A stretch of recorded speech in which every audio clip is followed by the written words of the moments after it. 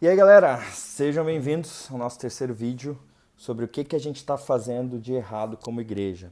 Antes da gente começar, eu queria ler um texto de 1 Coríntios, capítulo 1, versos 26 a 29, que fala assim, na NVT. Lembrem-se, irmãos, de que poucos de vocês eram sábios aos olhos do mundo, ou poderosos ou ricos quando foram chamados. Pelo contrário, Deus escolheu as coisas que o mundo considera loucura para envergonhar os sábios, assim como escolheu as coisas fracas para envergonhar os poderosos. Deus escolheu coisas desprezadas pelo mundo, tidas como insignificantes, e as usou para reduzir a nada aquilo que o mundo considera importante. É...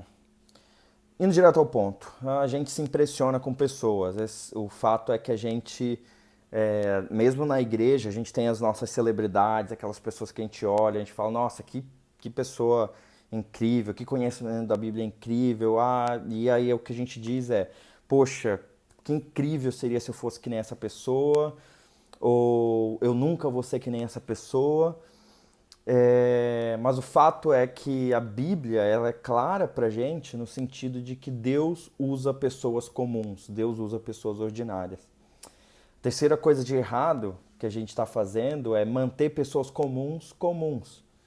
Se a gente for olhar para o Antigo Testamento, Deus usa diversas pessoas que não tinham nada de especial nelas. Então a gente vê Moisés era um assassino, a gente vê os juízes, muitos não seriam escolhidos ali como líderes e vários tinham diversas falhas. A gente vai ver a questão do primeiro rei de Israel, Saul ali, que era um cara que atendia o coração do povo, que queria um rei poderoso, e Saul era esse cara que impressionava externamente, mas a gente sabe o final da história dele. Em vez disso, a gente tem Davi, que era o último e o menor dos filhos de Jessé, que não seria ali, pelo que é externo, escolhido, mas era um cara que amava a Deus e cheio de fé a Deus, e é isso que Deus quer, é isso que Deus espera de pessoas, é isso que Ele espera de nós. Simplesmente que a gente seja obediente e confie de que Deus, através do Espírito Santo, Ele é esse poder extraordinário que age através de nós. Então, Deus não precisa de superstars. Na verdade, Ele não precisa de ninguém. Mas Ele deseja apenas que pessoas simplesmente obedientes sirvam, estejam no ministério. Se a gente for ver no Novo Testamento, é o mesmo padrão. Ah, a gente vê Jesus escolhendo os discípulos ali e eu não lembro quem falou isso, mas alguém falou que Jesus seria um péssimo cara que trabalha em RH, porque ele selecionando os discípulos, se você quer fazer uma revolução, se você quer começar um movimento, quer transformar o mundo, você não vai escolher pescador, você não vai escolher coletor de impostos, você vai escolher gente melhor qualificada, né? Mas não, Jesus escolhe aqueles 12 discípulos para mostrar que ele quer usar pessoas comuns. E isso foi extremamente modificado no nosso entendimento de como a igreja deve funcionar.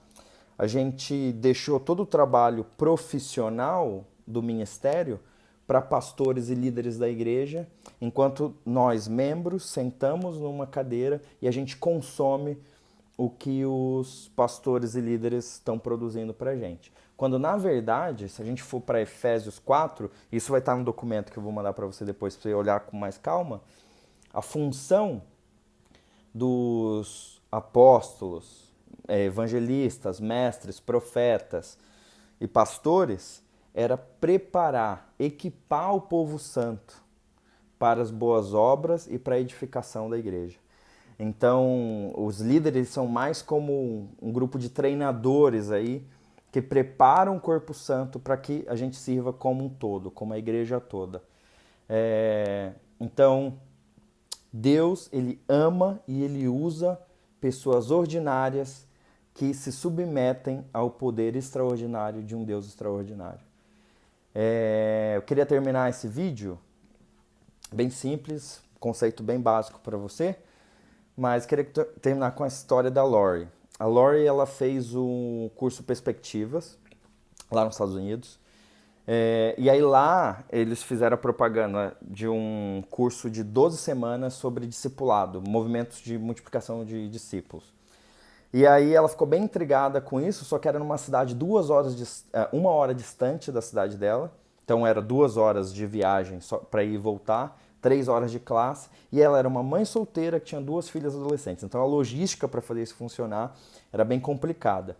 Só que ela fez um seminário sobre do que se tratava isso, e o conceito de estudo de descoberta bíblica, que a gente vai descobrir melhor o que é isso depois, intrigou bastante ela, e ela aceitou o desafio de fazer essas classes. Começou a fazer. Durante esse tempo, eles formaram um pequeno grupo ali para fazer estudos de descoberta bíblica, que basicamente é um estudo que vai fazer perguntas para a Bíblia. Ele é centrado na Bíblia ali, e ele vai terminar com uma pergunta que é: o que eu vou obedecer a partir dessa passagem agora? E aí ela foi fazendo cursos 3 semanas. Nesse período, antes da última aula, ela ficou surpreendida com isso, ficou bem surpresa com tudo, e começou a acreditar mesmo no poder daquilo, vendo principalmente o que isso está fazendo na África e na Ásia. E aí, antes da última aula dela, a igreja dela apresentou o plano de missões para alcançar a área deles ali nos próximos 5 anos. E ela achou aqueles números muito baixos, muito pouco audaciosos ali. Poxa, e ela pensou, né, a gente poderia fazer muito mais através dos princípios de multiplicação de discípulos.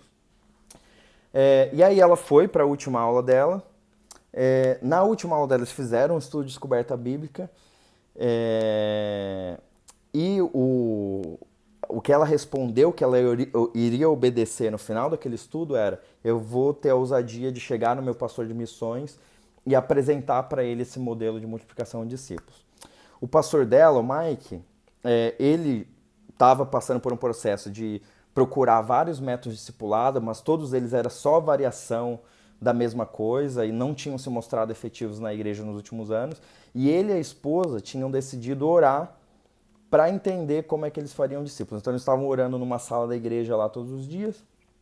E aí a Lori chega nesse momento com ele, mostra, e ele fica impressionado mesmo com isso. Ele experimenta um estudo de descoberta bíblica e começa a crer no poder disso. Então, um estudo onde toda semana as pessoas vão se comprometer a obedecer alguma coisa, elas vão prestar contas umas para as outras, e é algo que qualquer pessoa pode fazer, qualquer pessoa pode facilitar o estudo, não precisa ser um expert em Bíblia, mas qualquer pessoa pode fazer isso.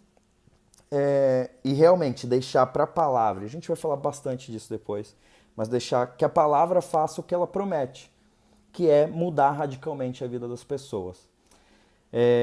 Quando a gente passa a crer menos nas nossas habilidades e mais no poder da palavra de Deus, a gente consegue dar esse passo de entender que o ministério é para todas as pessoas e todo mundo precisa estar em missão junto com a igreja.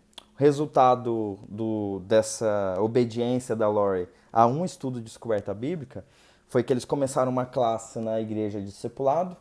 É uma classe de milhares de membros. Eles tiveram só 15 pessoas no começo, então isso foi bem desencorajador para o pastor no começo.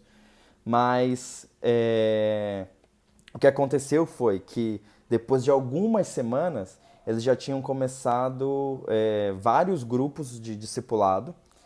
E no final, eram 12 semanas de treinamento, também eles estavam reproduzindo o mesmo treinamento que a Lori fez. No final das 12 semanas, eles tinham 100 novos grupos de multiplicação de discípulos. Então, novos grupos de estudo de descoberta bíblica. E aí, só para você entender, esse treinamento, a ideia dele é que a gente comece o discipulado, comece esses estudos de descoberta bíblica com as pessoas de fora da igreja. Só que é de se pensar, né, que aquela galera estava começando, então eles começaram a fazer com as pessoas dentro da igreja, mas na verdade esse não foi o caso. Eles realmente obedeceram e começaram a fazer com as pessoas de fora da igreja. Então imagina isso. No final de 12 semanas, tinham 100 novos grupos de descoberta bíblica e o evangelho e o reino de Deus avançando ali no Tennessee, na cidade onde estava essa igreja. Então tem várias histórias que são resultados disso. Deixa eu tentar abrir aqui rapidinho. Enfim, tá aqui. Então, várias pessoas começaram pessoas comuns, que antes nem se viam como potenciais professores de EBD, por exemplo, começaram a estudar a Bíblia com pessoas de fora da igreja. Tinham estudos de descoberta bíblica acontecendo 30 vezes por semana, 30 grupos diferentes entre vítimas de tráfico humano. Um dos membros da igreja começou a ajudar 160 pessoas na China através de um estudo de descoberta bíblica semanal via internet. E o Ministério da Igreja no Haiti adotou esse modelo de discipulado e isso levou eles a treinar 1.500 novos líderes ali até quando esse livro foi escrito, que é o que a gente está usando de base. Gente, tudo isso depois da obediência dessa mulher comum a um estudo de descoberta bíblica. Então, o ministério ele é feito por pessoas comuns. Deus ama e usa pessoas comuns. É esse princípio que eu queria deixar pra gente hoje. E a gente segue. Valeu!